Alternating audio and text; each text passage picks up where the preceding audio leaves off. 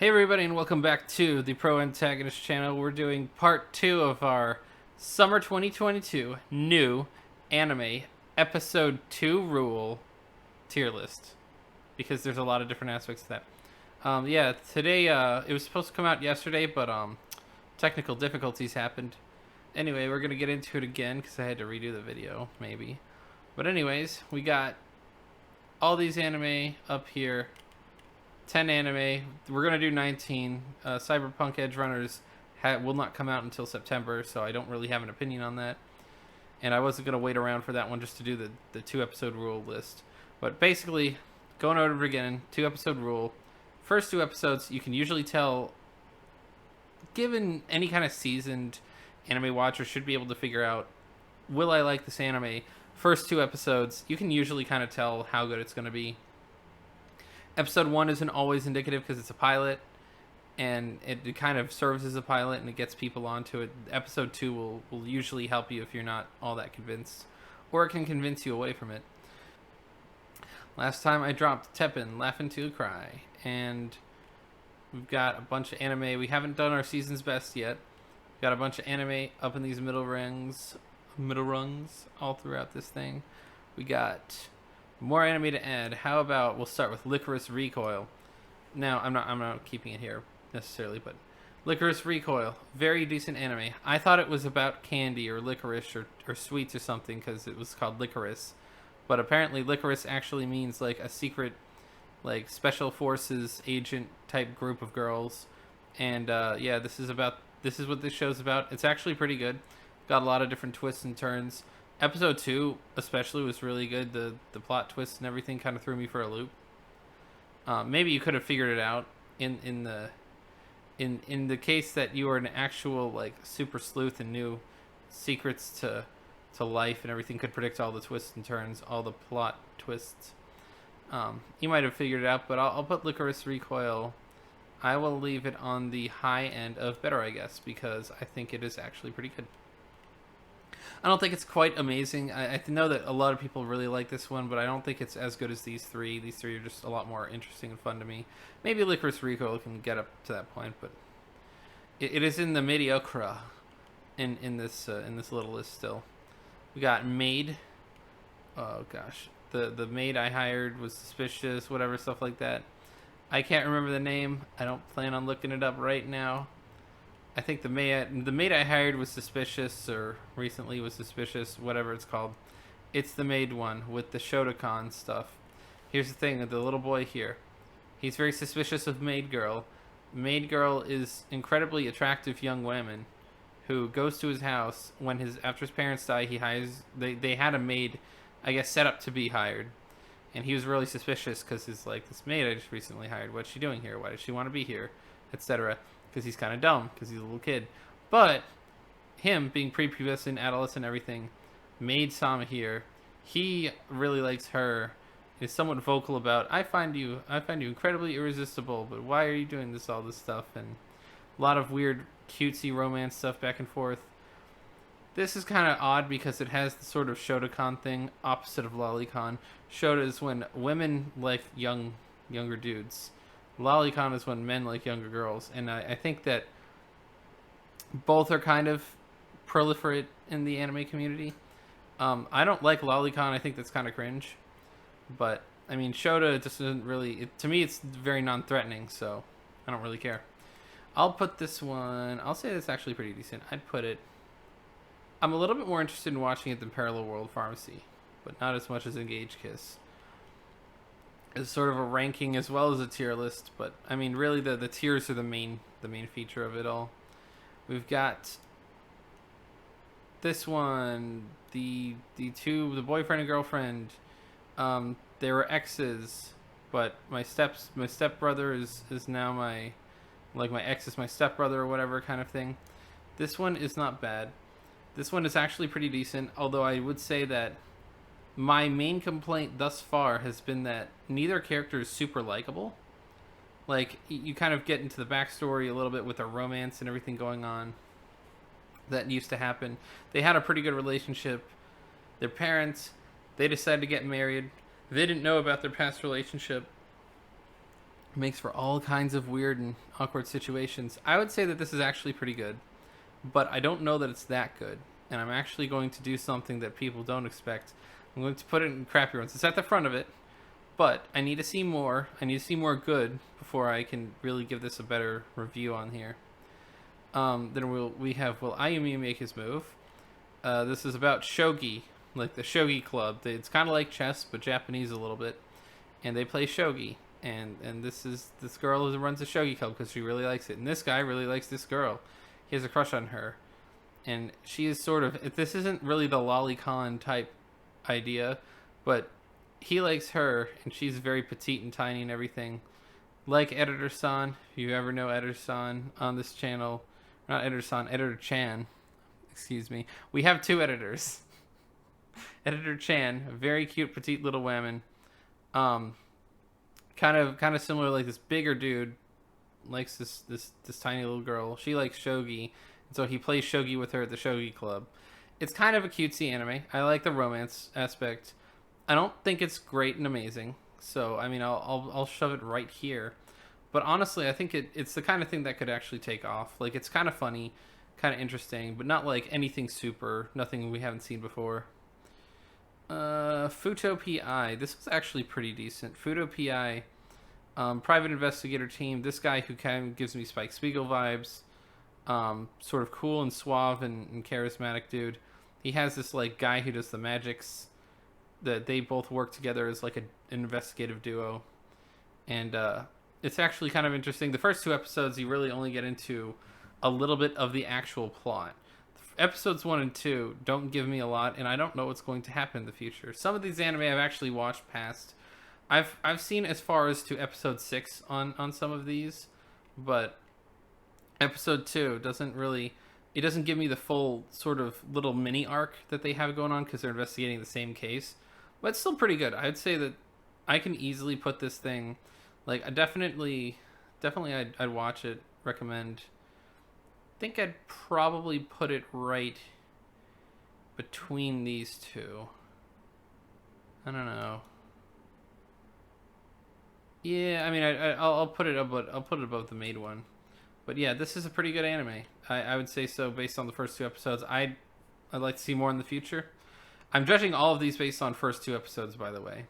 Some of them, like, I'll say that this one is incredibly good after 2 episodes, but obviously this one is incredibly good still after 2 episodes. I'm really just judging based on my first impression back when I had it. And I just had to sort of wait for Maid and Futo PI to come out, because these were some of the later stragglers in the season. Black Summoner. This is going to be a big curveball because I assumed that this one was going to be garbage. Black Summoner is actually pretty good. It's kind of like Pokemon, but isekai, because he gets this guy here. He gets reincarnated to another world, ends up having a slime because he's like a summoner. He can have these contracts with the creatures and all that stuff, kind of like Pokemon without the Pokeballs, because he just sort of like generates them onto the world.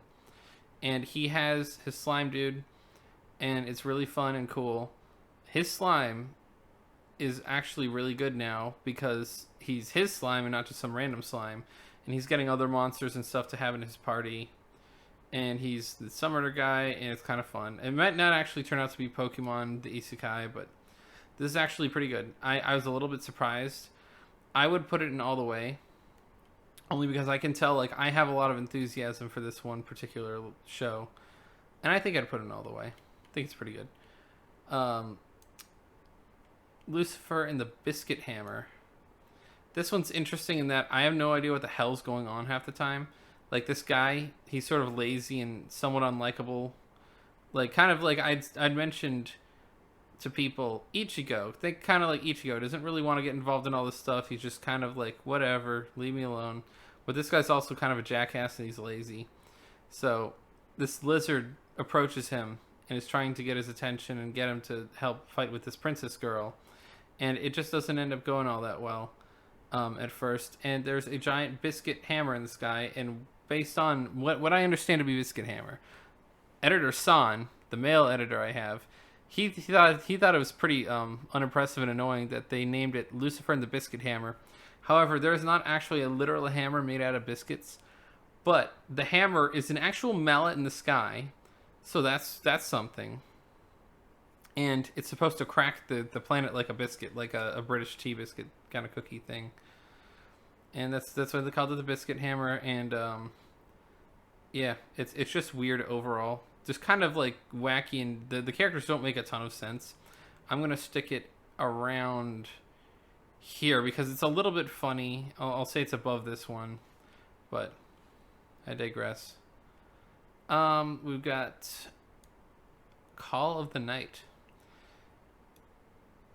and this one is quite amazing, and there's several reasons why I think so. It's quite amazing because I am the kind of person who this anime sort of changed their mind of. I got my view of the night reframed by this anime. Up until recently, I was working a all night overnight shift, 3 days a week, 12 hours a day, in a row, and I hated how I was always awake at night. I couldn't really be awake during the day that often. That was not necessarily 100% my choice, other than being at this place and then them not granting me a shift change to the day. This was kind of interesting because I kind of hated how I was always awake at night. But this sort of anime makes you feel somewhat nostalgic and also sort of have that, I guess I would call it a awe and sort of exploratory sort of desire for the night. I don't know. That's the first thing. I mean, it has nothing to do with the characters even. It's just sort of the backdrop and the premise and everything. Very cool. You have Vampire Girl here, and she is kind of funny because she makes a lot of jokes about like sexy stuff, but if you talk to her about romance, she will freak out and be all embarrassed. And the main guy is kind of like he's sort of 14, doesn't really want to go to school anymore. He's always asleep, kind of depressed, doesn't really have any interest in anything. And his goal is to try and make the vampire girl get him to fall in love with her so that she can turn him into a vampire, because that's how it works in this anime. And yeah, it's very good. I would say that this is honestly season's best. And I know that's high praise. I know that a lot of people are probably saying it, but this thing kind of blew me away. It's good on all fronts. It has great characters, great story, great development. It has amazing music. I've not had a lot of animes and blow me away with their music, but this one has a great opening theme, and the ending theme is an absolute banger. The ending theme is even better, and that's like Jujutsu Kaisen type stuff. Like, it's so rare that an anime has a great opening and great ending, like the first half of Jujutsu Kaisen season 1 did back in 2020. But gosh, that's a good anime. But this is also a good anime, and it's elevated by all of the different things. Like, everything, the skyline, all the night stuff is really bright and colorful, very beautiful, very deep. It's the kind of anime that makes me want to be a night owl again, even though I just ran away from being a night owl by quitting my former job. So if nothing else is praise, this is the anime of the season, gang. This is the one. If you're gonna watch any of these, Call of the Night, definitely 100%. And our last anime over here, Harem, Isekai, Labyrinth thingy. I can't remember the name. It's like Isekai Harem Labyrinth or some generic kind of title like that. This dude, main character, gets isekai'd. The first 2 episodes actually don't have a lot going on. First 2 episodes, he gets isekai'd. He figures out that he has to fight bandits and stuff like that. He can kill bandits. It's completely legal. A lot of weird legal stuff in this. So he goes into this new world, killing all these bandits to get money. And all of that is so that he can buy a slave girl, which, again, 100% oppose slavery here. I oppose it. I think everyone else kind of does. Not really something that's a great topic anymore. Very based of an anime to have people have like slaves and masters. I don't think that's that quite. This is a little bit more based than I am. It's part of the issue with this anime. It's like, I don't think I'm nearly this based, because it's just sexy and slavery. And I don't think I'm based enough for that. I don't think I want to be based enough for that. Overall, based on the first 2 episodes, very mid. I would say nothing very special about it. Of course, like I've said with all of these, I have to say specifically first two episodes, there's nothing freaking happens, and that's part of the problem. Is like if nothing happens, like you're being strung along by sort of a promise, and that promise was not in the first two episodes. So I'll put it between Maid and Parallel World Pharmacy. But yeah, so there's a lot of anime, a lot of good anime. I would say that maybe I can move some of these around, possibly, but I don't know. Uh, Maybe not. I think I actually have a pretty good general overview of how I feel about the anime this season. The ones I'm most excited to see more episodes overall here. Very cool. I mean, I actually knocked this one back, the babysitter one. Maybe knock that one a peg. I don't know if I want to put anything up or down. I'd say probably I'd maybe put RWBY at the beginning of crappier ones, honestly, because RWBY was pretty good. It's just that I don't feel any sort of vested interest in it. It doesn't drag me along in the same way as other stuff. I mean, I'll leave it in better, I guess, but it's sort of towards the back end. There's nothing very impressive about it, like beyond like the actual animation stuff is good, the music is good. Not a lot there. Obviously, some of these other bigger ones, like people, these are all very small, new anime to people. This one, of course, is the blow up one of the season. I don't know that that's going to change. I'm going to actually do a final opinions, maybe once all or most of all of the anime are completely finished for the season, except for Edge Runners, because this one's going to be like probably ongoing or something like that, because it's been so long in the long time coming, so long in the making. I can't actually give it a review. I'll just put that in mid. That'll satisfy people, right? I don't think so. But anyway, let me know what you thought about this tier list. Let me know if my takes were a little too based or thermal or anything like that for you guys. Definitely like and hit the bell. Subscribe, hit the bell for notifications, all that stuff. I don't do this section very well, but I'm going to do it anyway. No. Please follow me at twitter.com/proantagonist2 for future updates since I can't do community posts. I have my anime list link in the description. I'll have both my editors' links in the description just so you can find them because I mentioned them. I name dropped them, so it's pretty cool. Definitely go watch their stuff if you really want. And anyway,